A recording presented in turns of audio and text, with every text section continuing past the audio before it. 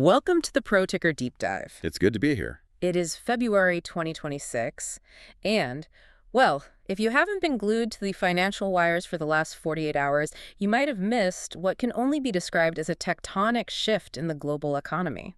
Tectonic is the right word. I mean, this isn't just some minor adjustment. We are talking about a complete restructuring of trade. A complete restructuring of the trade relationship between the United States and India, two of the world's biggest democracies. It is arguably the most significant trade realignment we have seen in this decade so far. And it's not just about shipping containers and customs duties.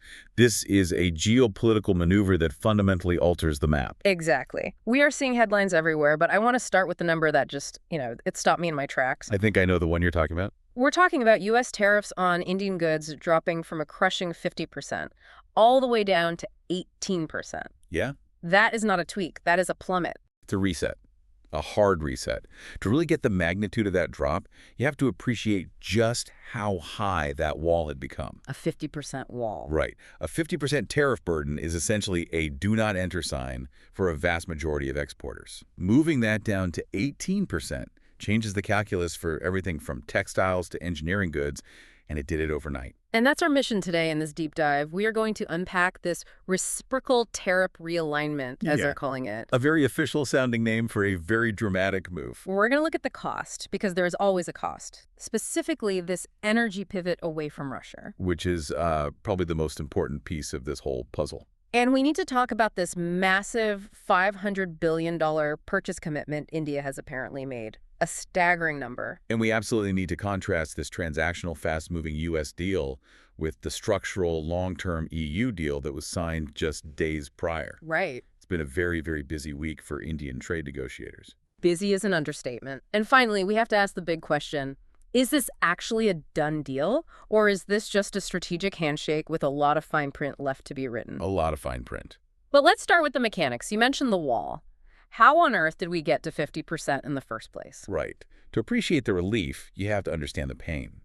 Up until this breakthrough in February 2026, the status quo was defined by what analysts were calling tariff leverage 2.0. Tariff leverage at 2.0. Okay. The United States had essentially layered two different types of penalties on Indian exports.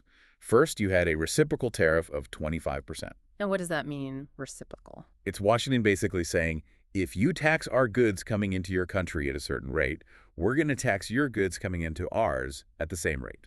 It's a tit-for-tat measure. Okay, so that's the first 25%, standard trade war tactics, tit for tat. Correct.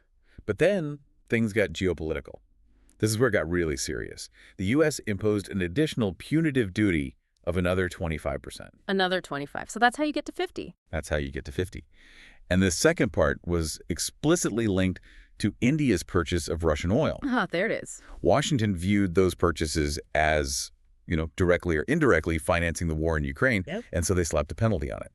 So you have the 25% reciprocal plus the 25% punitive. That is how you get a 50% wall facing Indian exporters. That is brutal. I mean, for a business operating on thin margins, say a 10% or 15%, a 50% tax is basically game over. It's game over. You're pricing yourself out of the market completely. You can't even compete. You're not even in the running. A U.S. buyer looks at your price, sees the 50% on top, and just moves on to the next country. So the new deal, does it just wipe all of that away? Not all of it, but it gets rid of the most painful part. The new math, as I like to call it, works like this. The deal entirely removes that 25% punitive duty related to Russian oil. Gone, just erased. Gone. Vanished. Yeah. That immediately cuts the burden in half right there. Okay, so we're down to 25. Then on top of that, they took the remaining 25% reciprocal tariff and slashed it by another 7 percentage points. So 50 minus 25 minus another 7, and we land at 18%. Precisely. A consolidated single tariff rate of 18%. Okay, let's play devil's advocate here. Is 18% actually good? I mean, in a free trade world, we want 0. Sure. 18% is still a chunk of change if you're trying to sell a product. Is it enough to make Indian goods competitive? That is the right question. And it's the most important question for the businesses on the ground. You can't look at the number in a vacuum. You have to look at the neighborhood. You trade against your competitors, not against a perfect number. Exactly. And if you look at the region, Pakistan faces a tariff rate of about 19% into the U.S. Okay, so India is already a point better. A point better. Mm. Then you look at Bangladesh, Vietnam, Thailand, major manufacturing hubs, especially for things like apparel and electronics. Right. They're facing roughly 20% or even higher on many of their key export lines. So India now has the edge. They are effectively the cheapest option in the region in terms of duty. A significant edge. In the world of logistics and procurement, we talk about landed cost. Right. That's the total price of a product once it arrives at the buyer's doorstep, duties included. With this cut, Indian engineering goods, for example, now have a 5% to 10% landed cost advantage over those competitors I just mentioned. 5 to 10%, that's a huge swing. It's decisive for large procurement contracts. Can we put that in real money terms? Because percentages can feel abstract. I want to know what this means for a small business owner in, say, Ludhiana. Sure. Let's take a specific example. Say you are an Indian engineering exporter selling in a machined automotive valve, a pretty common industrial export. Okay. The free onboard value, that's the price at the factory gate in Pune or Chennai, is $100, just to keep the math simple. $100. Under the old 50% regime, the cost of the U.S. buyer in Detroit was ballooning to $150. Yeah. Just impossible. Dead on arrival. Now, under this new deal, the cost drops to $118. Oh. That $32 swing is one thing, but let's compare it to the recent past, where it was mainly the 25% reciprocal tariff that was being applied. That was $125. So from 125 to 118. Right. That 7% swing might sound small to a layperson, but in global procurement contracts, where volumes are in the millions of units, that is the difference between winning the bid and losing it. It's the whole ball game. That is pure profit margin and competitiveness. That is the money you use to reinvest, to hire more people. That is huge. A $7 difference on a $100 unit is massive volume leverage. But, as we said at the top, there is no such thing as a free lunch in geopolitics. Never. The U.S. didn't just wake up and decide to be nice. You mentioned the punitive tariffs were about Russian oil. Does that mean the oil has to go? That is the quid pro quo. You don't get a tariff cut of this magnitude without giving something up. And in this case, the expert consensus is clear. The cost was a mandatory pivot away from Russian crude oil. Let's contextualize this for people who haven't followed it closely. How much Russian oil are we talking about? I know India ramped up buying significantly after the war started. A massive amount. I mean, an absolutely massive amount. Prior to this deal, India had become the second largest buyer of Russian crude globally. Second only to China, I assume? Correct. We're talking about imports of approximately 1.2 million barrels per day. Wow. From Washington's perspective, that volume was essentially keeping the Russian war economy afloat. It was a major, major point of friction in the relationship. So what does the implementation of this pivot look like? Is it a cold turkey cut?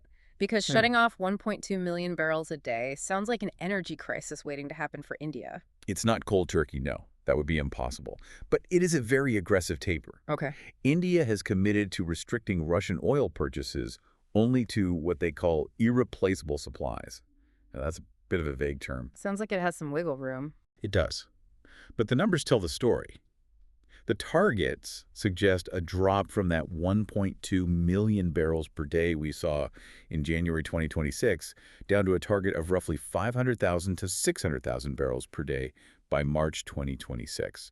Wow, so effectively cutting it in half in the span of 2 months. In 2 months. That is a logistical nightmare, isn't it? You have contracts, you have shipping routes, you have insurance, you have refineries that are tooled for specific types of crude. It's a massive logistical shift. It's a huge headache for Indian oil refiners.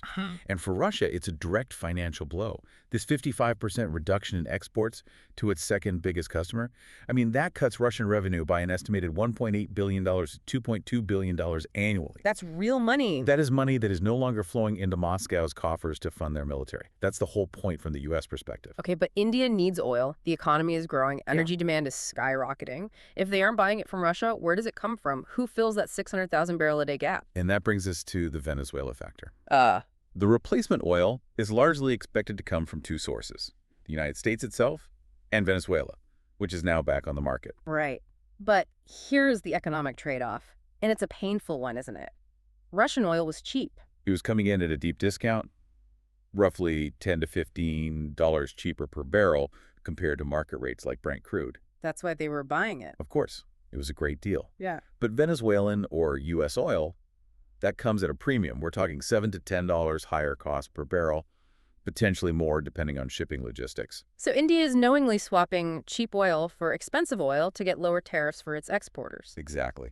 Does the math actually work out for them, or is this a losing deal for the Indian Treasury? It's a fascinating calculation. If you look at the balance sheet for the nation as a whole, yes, it works. The numbers are pretty clear. Okay, let's hear them. The cost to India's economy for shifting these oil sources, paying that premium for American or Venezuelan crude, is estimated at about $1.3 billion to $1.6 billion annually. So that's the pain. $1.6 billion of extra cost on the energy bill. That's the pain side of the ledger. Yep. But the benefit to Indian exporters from those tariff cuts we just talked about, Right. that's estimated at roughly $6 billion to $7 billion annually. Okay, so net-net, it's a huge win. You spend 1.6 to make 7. It's a net positive of roughly $4.4 billion to $5.7 billion. So economically, it's a no-brainer. But there's a but. However, and this is crucial for understanding the politics of this, it represents a redistribution of pain and gain within the Indian economy. What do you mean? The energy sector and consumers potentially pay more at the pump or for industrial energy. But the export sector, textiles in Tirupur, gems in Surat, engineering in Pune, they reap the windfall. So it's a macro win, but a sectoral shift. You are essentially taxing the energy consumer to subsidize the manufacturing exporter. That is a fascinating way to look at it. The country wins, but the guy filling up his scooter in Mumbai might feel a pinch so that the textile factory down the road can hire more workers. And that's a tough political balancing act for any government. Speaking of big numbers, let's talk about this purchase commitment. I saw a figure floating around $500 billion. That sounds astronomical, almost unbelievable. Yes, $500 billion. The U.S. president mentioned this figure explicitly in the announcement. The deal reportedly includes a commitment from India to purchase over $500 billion in U.S. goods through 2030. That is $500 billion. What on earth are they buying? We mentioned oil, but that can't be all of it, not even close. No, it's a huge basket of goods, and it's specifically designed to narrow the trade deficit. You have to remember, India exports about $87 billion in merchandise to the U.S. annually, and the U.S. sells much less to India. This is the rebalancing act. So what's in the basket? It's three main categories. First, energy, so oil, but also coal and a lot of LNG, liquid natural gas. Second, agricultural products. And third, high-value technology. Technology like what? Likely including defense platforms, commercial aircraft, think big Boeing orders, and other advanced industrial machinery. And this is where the Buy American pledge really hits the ground. But trade deals usually go two ways on tariffs. We know the U.S. cut theirs to 18%. What did India do? Did they open their gates? They had to. That was the other side of the coin. India had to concede on its own protectionist walls, which have historically been very high. So what's the number? India has agreed to lower tariffs on a vast array of U.S. industrial and agricultural goods to 0%. 0. Wow. India is famously protective of its domestic markets, especially agriculture. 0. To give you some context, currently, U.S. industrial goods face an average of about 13.5% tariff entering India. That goes to 0. Okay, that's a big deal for U.S. manufacturers. A very big deal. And more sensitively, U.S. agricultural products. We're talking nuts, fruits, and potentially dairy gain access at 0 tariff. Whoa, hold on. Dairy and agriculture are fighting words in Indian politics. They are the third rail. The farmers there are a massive, influential voting bloc. I can't imagine they are thrilled at the idea of 0 tariff American milk or almonds flooding the market. You are absolutely right to flag that. This is the domestic political sensitivity. This is where the deal could unravel. Opposition leaders in India have already come out swinging, criticizing the deal, fearing ruin for their wheat, cotton, and dairy farmers. Their argument is, how can a small Indian farmer compete with a massive, subsidized U.S. agribusiness? Precisely. They are asking, where will these farmers go if they can't compete with zero-tax U.S. goods? It's a very potent political argument. But what is the government's response? How do they sell this at home? Commerce Minister Piyush Goyal has been very vocal, trying to get ahead of this. He insists that sensitive sectors like agriculture and dairy are protected. How? Protected how if the tariff is 0? That's the billion-dollar question. He argues the deal focuses on complementary economies, meaning the U.S. supplies things India needs, like high-protein wheat for bakeries, and not the staples that farmers grow. So they're saying they'll allow some things in, but not the really sensitive stuff. That's the claim. However, the terms of reference are still being papered. We don't have the final list of HS codes. The HS codes, those are the specific product codes used by customs, right? Exactly. Until we see that list and know for sure if, say, fluid milk is on it, the anxiety among Indian farmers is going to remain the biggest political hurdle for this deal. It's the classic devil in the detail scenario. The headline says, trade deal, but the fine print in the HS codes determines who keeps their farm. That's it, exactly. Let's move to the winners, though, because there are clearly some big ones. We established the exporters are the big gainers here. Who specifically is popping the champagne? The clearest winners are in the labor-intensive sectors. Mm-hmm. First and foremost, textiles and apparel. This is a huge employer in India. And they were getting hammered by the tariffs. Hammered. They were facing barriers of 25% to 50%. Removing that allows them to finally compete head-to-head with their main rivals, Bangladesh and Vietnam. That's significant because Bangladesh has been struggling with its own internal stability, right? And brands hate instability. Exactly. Bangladesh has been the go-to for cheap textiles. But with their political instability and labor issues, brands are desperately looking for alternatives. The China plus one strategy in action. A perfect example. India was always stable, but it was too expensive because of the tariffs. Now India is stable and cheaper. That's a double win for them. Okay, so textiles are number one. Who else? Then you have gems and jewelry. This is another massive export sector for India, centered in places like Surat. This sector is incredibly sensitive to U.S. consumer demand. The tariff relief is a lifeline for them. And what else? Seafood is another one, specifically shrimp exporters. They operate on razor-thin margins, so that tariff cut goes straight to the bottom line. It makes them immediately more profitable. What about pharmaceuticals? I feel like India is always a powerhouse there, the pharmacy of the world. They are, but it's a bit of a different story. The pharma sector is generally more insulated from these kinds of tariffs. Why is that? Because a lot of it is generics or inputs for drugs, which operate within defined pricing frameworks and often have lower duties anyway. However, they do benefit from smoother regulatory recognition and lower costs. It's a good to have for them, not a do or die like it is for textiles. And are there any sectors that are in the wait-and-see category, the ones who aren't sure if they've won or lost yet? Definitely. Auto components is a really interesting one. Oh, so? They benefit from reshoring. As U.S. companies try to move their supply chains out of China for things that go into cars, Indian auto component manufacturers become the natural alternative. The tariff cut helps them integrate into that U.S. supply chain. But it's a long process. So the opportunity's there, but they have to go win the contracts. Exactly. And of course, the big wait-and-see sector is domestic agriculture, as we just discussed. They are the potential losers if those protections aren't robust enough. There was one other sector mentioned in the notes, tech. But tech usually wouldn't care about tariffs on goods, right? Software doesn't go on a cargo ship. True. IT services from Infosys or TCS aren't hitting a customs desk. But the deal is a catalyst for sentiment. It's a big green light from Washington. So it improves the business climate, maybe makes getting visas easier. Exactly. But specifically, the deal is seen as a driver for Global Capability Centers, or GCCs. These are like the back office R&D hubs for big multinational corporations. Yes, but they are becoming increasingly sophisticated.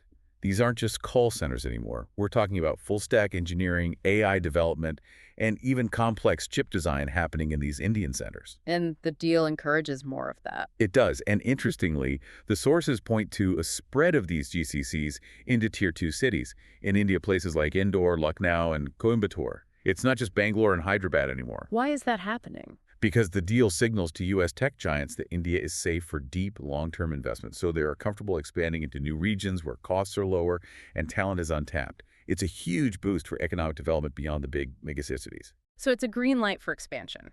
Now, I want to zoom out a bit. We started by saying this was a busy week. A very busy week. Because this U.S. deal didn't happen in a vacuum. Just days before, India signed something with the European Union. The mother of all deals, as some in the Indian press are calling it. On January 27, 2026, India concluded a free trade agreement with the European Union after 20 years of talks. 20 years? That is a long engagement. I mean, entire careers started and ended while that deal was being negotiated. So how does the EU deal compare to this U.S. one? They happened almost at the same time. They are almost philosophically opposite. It's fascinating. The EU deal is structural, it's rules-based, it's comprehensive. What does that mean in practice? It means it eliminates duties on 99.5% of Indian goods, which is incredible. Hmm. But it's phased in over 7 years, and it focuses heavily on things like sustainability, labor standards, carbon footprints, traditional European trade norms. Slow, steady, bureaucratic, but very deep and comprehensive. Exactly. You could call it the tortoise. Contrast that with the U.S. deal. It's the hare. It's transactional. It's geopolitical. It's immediate. A tariff reset, not a treaty. It's a tariff reset rather than a full, legally ratified treaty. Yeah. And it is explicitly linked to a single geopolitical condition: energy security and that Russian oil pivot. So one is a slow-building institution, and the other is a fast-moving business deal. Precisely. And the brilliance of India's position here, what their External Affairs Minister Jay Shankar calls strategic autonomy, is that they managed to land both simultaneously They got deals with both major Western powers in the same week. at the same time. They have secured preferential access to the two biggest and wealthiest consumer markets in the world. It's an incredible diplomatic achievement. That plays right into the China plus one strategy, doesn't it? It feels like the centerpiece of it. It is the definition of it. Yeah. Both the U.S. and the EU are actively using India as a counterbalance to their over-reliance on China-centric supply chains. Right. There's a great concept mentioned in the analysis: strategic options, not executable change. What does that mean? It sounds a little jargony. It means that for now, these deals give companies options. A CEO in Germany or Ohio can now move their factory to India. The door is wide open. But the executable change, the actual moving of machinery, the training of workers, the signing of shipping contracts, that depends on logistics and implementation on the ground. So the policy is there, but the execution is the next challenge. But India has successfully leveraged both sides to maximize its national interests. It's a masterclass in 21st century diplomacy. It really is. You play the long game with Europe and you play the fast game with the U.S., but there's another layer to the U.S. relationship that goes beyond just buying and selling goods. Yes. We need to talk about the Trust Initiative. This sounds like a rebrand. It is a rebrand with a purpose. It used to be called ICET, the Initiative on Critical and Emerging Technology. Right, I remember that. Now it's Trust, transforming the relationship, utilizing strategic technology. Trust is certainly catchier. Why does it matter? What's changed besides the name? This is the future-proofing of the relationship. ICET was about exploring tech cooperation. Trust is about actually building things together, specifically defense and high tech. Okay, give me an example. What are they building? The most significant one is in semiconductors and space. We are seeing a partnership involving the U.S. Space Force, a company called Third Eye Tech, and an Indian conglomerate, Bharat Semi, to build a compound semiconductor fab in India. Wait, you said the U.S. Space Force, as in the military branch. The very same. This is the first international technology partnership for the U.S. Space Force. So they're not building chips for toasters. No. These are compound semiconductors, gallium nitride, silicon carbide. These are chips designed for national security applications, things like advanced night vision, missile guidance systems, military-grade radar, electric vehicles, and green energy grids. That signals a level of trust, pun intended, that goes way beyond a simple trade deal. Way beyond. You don't build missile guidance chips with a country you don't trust implicitly. Exactly. It moves the relationship from just buying and selling goods to co-developing and co-producing critical military-grade technology.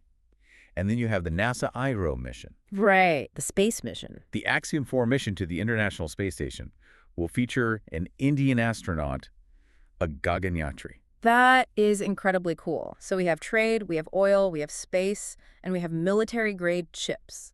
It sounds like a golden age for the relationship, but I'm the host, so I have to be the skeptic. Of course.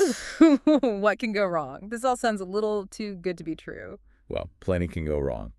This brings us to the reality check section of this whole affair.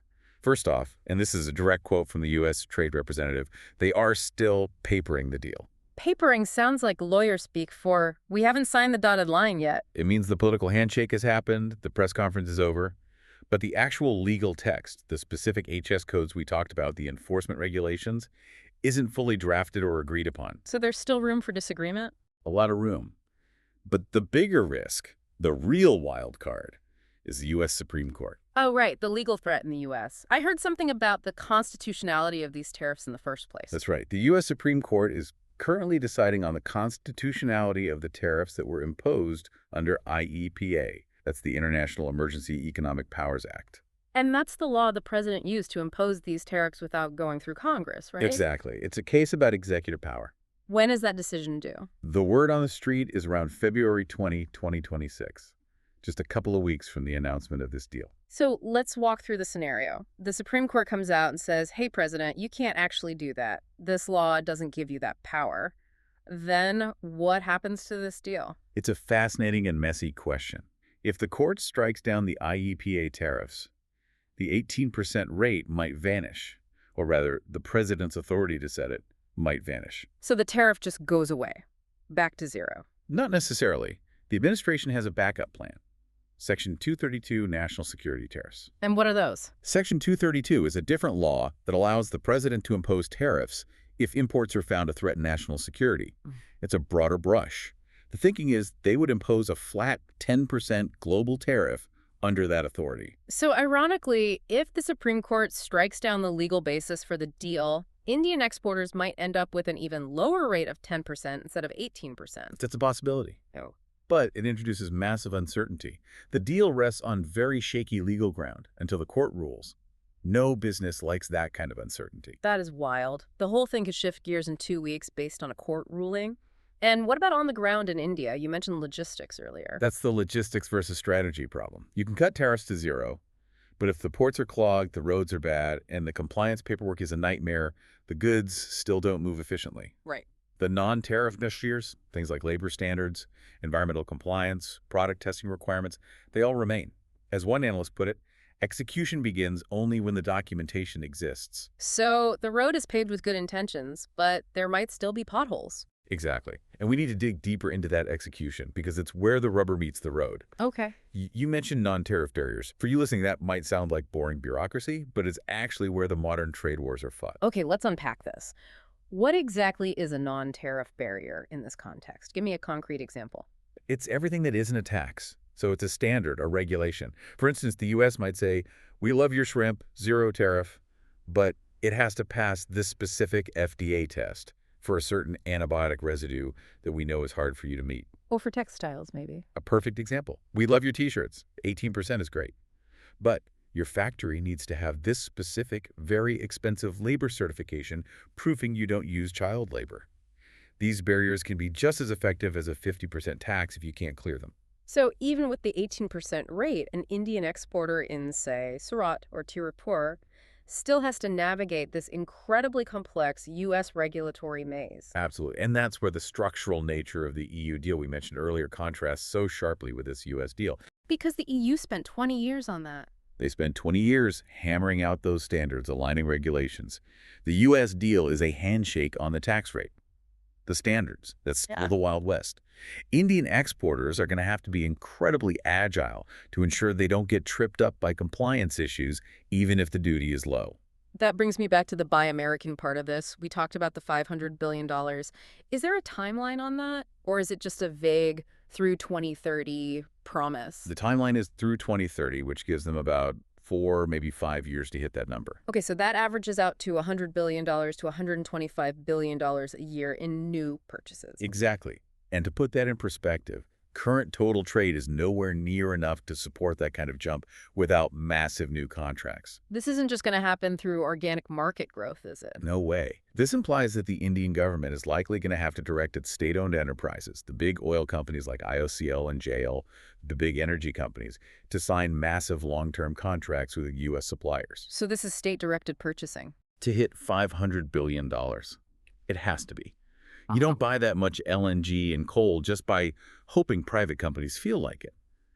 This is a strategic alignment where the government of India says we are buying American energy to secure our security relationship and market access. It's reminiscent of how Japan or South Korea managed their trade surpluses with the U.S. in the 80s and 90s. It's the same playbook. Yeah. You buy the Allies' goods, their airplanes, their agricultural products to keep the security umbrella open and the trade relationship smooth. That's a powerful comparison. We are essentially seeing India enter that tier of U.S. allies like Japan, like South Korea, where trade and security are completely fused.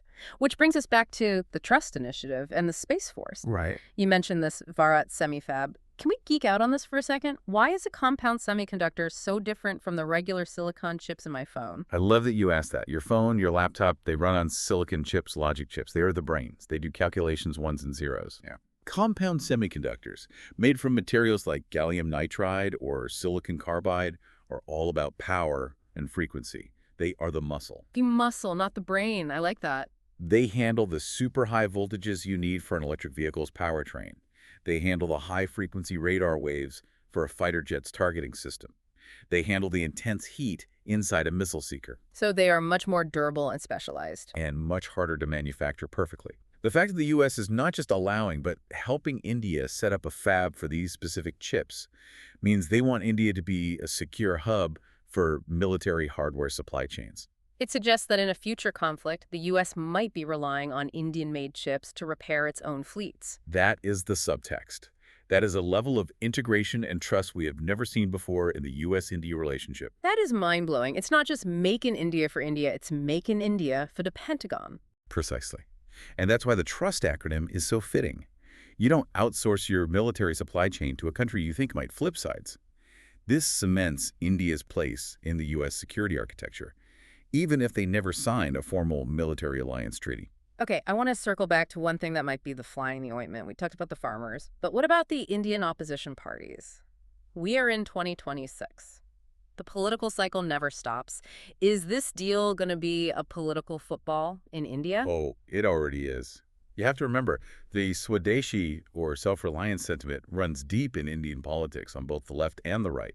The idea of economic independence. Exactly. And the idea of zero-tariff American goods, to some, feels like a capitulation. You're going to hear a lot of rhetoric about selling out the farmer or surrendering economic sovereignty to America. And with the EU deal signing the same week, does that dilute the criticism? Can the government say, look, we opened up to everyone, it's fair? That's exactly the government's play. They are framing this as global integration, not American capitulation.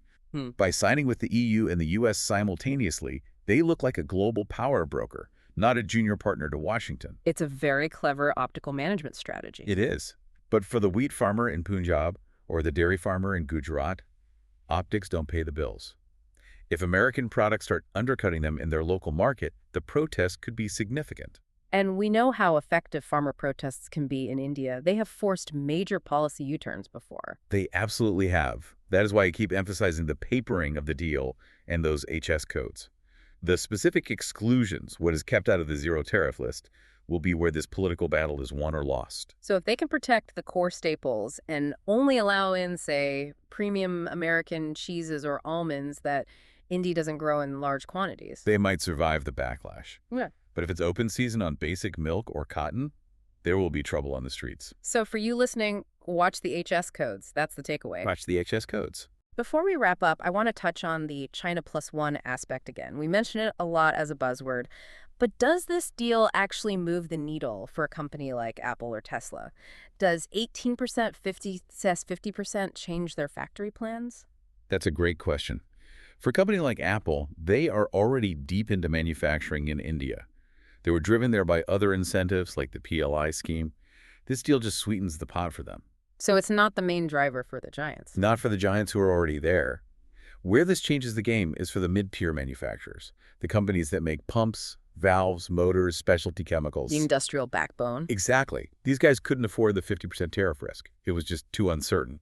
Now at 18%, and with the political and supply chain risk in China getting higher every year, India suddenly looks like the only viable large-scale alternative. So it broadens the base of investment. It's not just the megacore anymore. It's the industrial middle class of companies moving in. Correct. And that is what you need for a true industrial revolution. You need the supply chain depth, not just the final assembly plants. You need the whole ecosystem. This deal helps build that ecosystem. It feels like we are watching the pieces of massive puzzles snap into place. You have the EU deal for structural alignment. You have the US deal for immediate market access. You have the tech transfer, the energy pivot. It's a very coordinated strategy. It is strategy with a capital S. And it's a high-wire act. Yeah. Balancing the U.S., the EU, Russia, the domestic farmers. It's incredibly complex. But if they pull it off, India exits this decade as a true economic superpower. If they slip.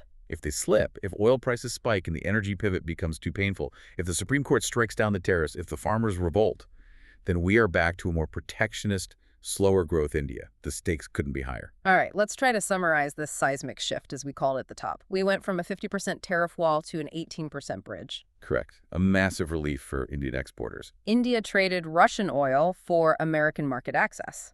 A clear, hard-nosed geopolitical transaction. And we have a $500 billion handshake that intertwines the two economies, energy, tech, agriculture, more than ever before. It creates a deep structural dependency that is very hard to unravel, no matter who is in power in either country. And the bigger picture? The bigger picture is this isn't just about trade. It's about the alignment of democracies against authoritarian supply chains.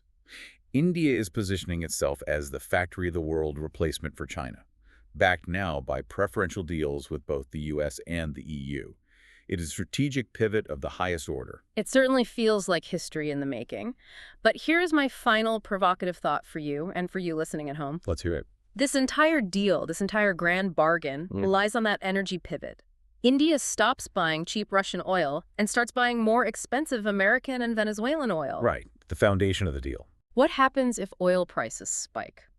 What if there's another global crisis and a barrel of oil goes to $100 or $120 or even higher?